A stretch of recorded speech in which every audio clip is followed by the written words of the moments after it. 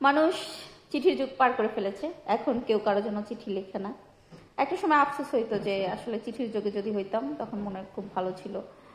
একজন আরেকজনের জন্য চিঠি লিখতাম, চিঠিতে নিজে একান্ত মনের কথাগুলো ব্যক্ত করতাম। বিষয়টা কত রোমাঞ্চকর, তাই না? এরকম ভাবতাম। তো এখন এই যে এখনকার যুগে আমরা আবার ফেলে আসছি কি এফএম শোনার যুগ। প্রচণ্ড রকমের, মানে আমি ছোট থাকতে প্রচণ্ড রকমের এফএম শুনে আসক্ত ছিলাম। গান শুনতাম, ঠিক আছে, গান কে না পছন্দ করে, সবাই কম বেশি গান শুনে। গান হচ্ছে মনের খোরাক। পাশাপাশি এফএম এ নাটক হইতো, বিভিন্ন প্রোগ্রাম হইতো। শুধু শোনার মধ্যে কি শুনতাম না আমি? ভূত এফএম। কারণ এইটার মিউজিক এবং গল্প, এই দুইটাই আমি শুনলে আমি ভয় পাইতাম, খুব ভীতিকর অবস্থা হয়ে যেতাম। তো এখনো আমি ভূতের কোনো নাটক, মুভি কিংবা কিছুই গল্প টল্প কারোর কাছ থেকে শুনি না। আমার এটা ভয় লাগে, আমি নিজের মধ্যে পরে কল্পনা করতে শুরু করি। যেটা বলতে নিছিলাম, যে প্রচণ্ড এফএম শুনতাম। এফএম এ ভালোবাসার গল্প বলে ঢাকা এফএম একটা প্রোগ্রাম হইতো, ওইটা শুনতাম। গুরু এহতেশাম, উনি এটা প্রোগ্রামের হোস্ট ছিলেন। উনি প্রোগ্রামের শুরুতে অনেক সুন্দর করে কিছু কথা বলতো, ওইটা শুনতে খুব ভালো লাগতো। বারবার যখন অ্যাড আসতো তখন এই কথাগুলো বাজতো, আবার অ্যাড থেকে ফিরে আসা প্রোগ্রামের সময় ওইটা বাজতো।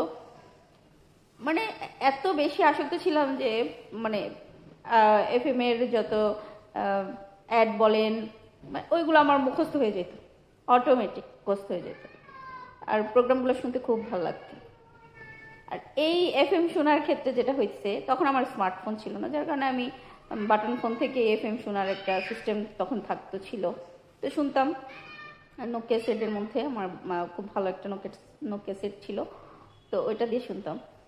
তো এমন হইতো যে এফএম শোনার কারণে আমার প্রচণ্ড রকমের হেডফোন ইউজ করা হইতো। কিছুদিন পর পর আমার হেডফোন ছিঁড়ে যেত বা নষ্ট হয়ে যেত। এই শুধুমাত্র এফএমটা আসলে এমনিতে লাউডলি শুনতে খুব একটা ভালো লাগেও না, আর এটা ভালো লাগে না।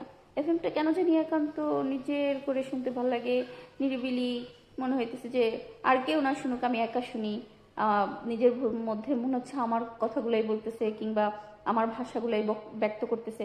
আর আগের আরজেদের গলায় কণ্ঠের এত সুন্দর জাদু ছিল যে তারা ধরে রাখতে পারতো দর্শক শ্রোতাদেরকে। আর আমরা যারা শ্রোতা ছিলাম তারা খুব মনমুগ্ধকর হয়ে শুনতাম। বিভিন্ন জায়গা থেকে আবার যখন অন্যরা এসএমএস করতো, আর যেটা যখন পড়তো, সেটাও শুনতে ভালো লাগতো, যে অমুক জায়গায় অমুক এইটা লিখছে, তমুকে ভালোবাসা পাঠাইছে তার জন্য।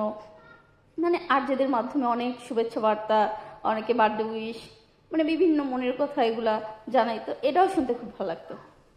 আর সবচেয়ে বেশি যেটা হইতো যে